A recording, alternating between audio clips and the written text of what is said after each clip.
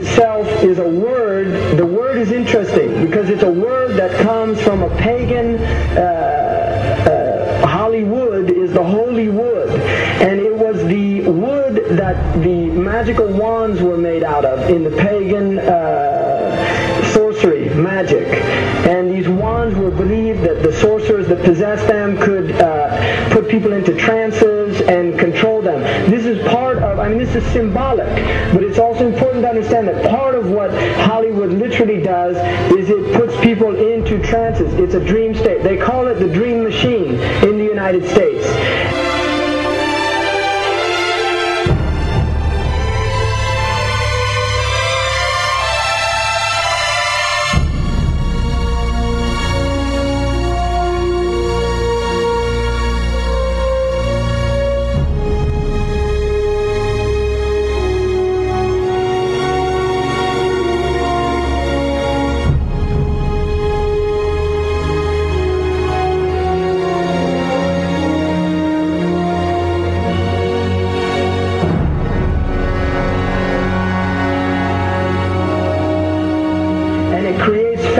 For people, it puts people into these things. Now, one of the things is interesting that in the part of what's done in movie theaters, in darkened rooms where people watch television, is literally a trance state that occurs. What's called suspended state of disbelief. You enter into a state, you suspend your disbelief and enter into a state whereby you begin to believe what you internally realize is imagination.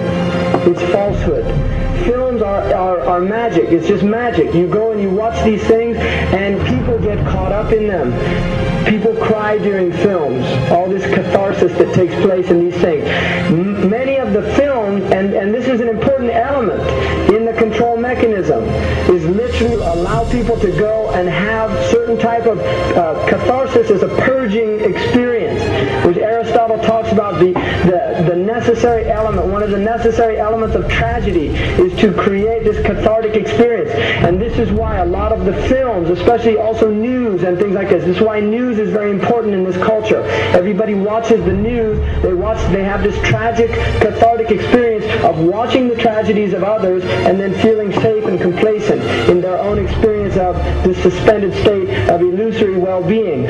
So these are very intricate and sophisticated methods. Now, I think it's dangerous, although there are elements, there's concerted efforts that take place, there's also a lot of people that have similar worldviews that aren't necessarily working together in concerted efforts.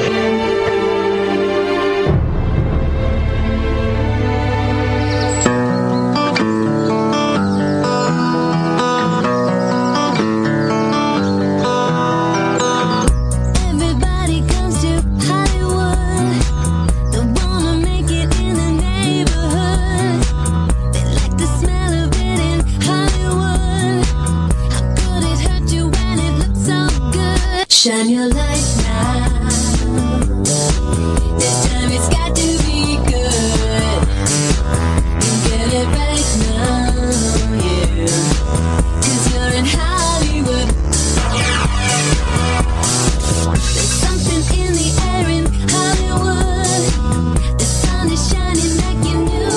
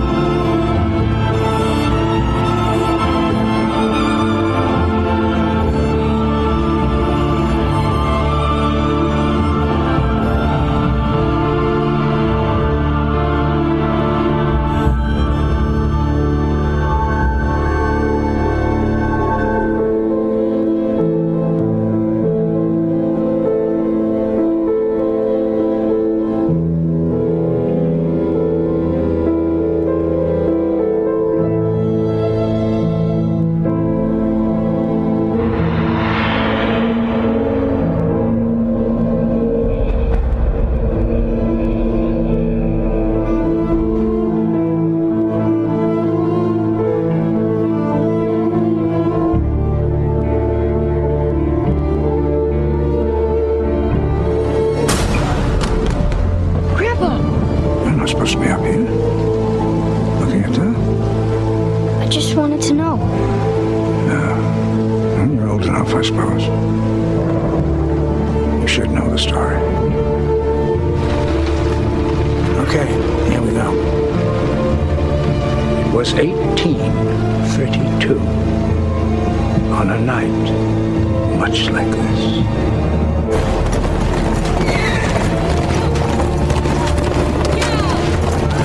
Charles Carroll was the last surviving signer of the Declaration of Independence.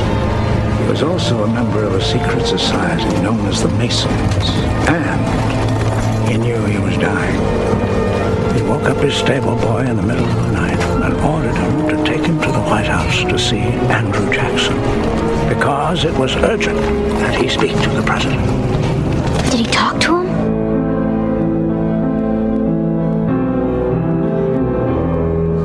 No, he never got the chance. The president wasn't there that night. But Charles Carroll had a secret. So he took into his confidence the one person he could, my grandfather's grandfather.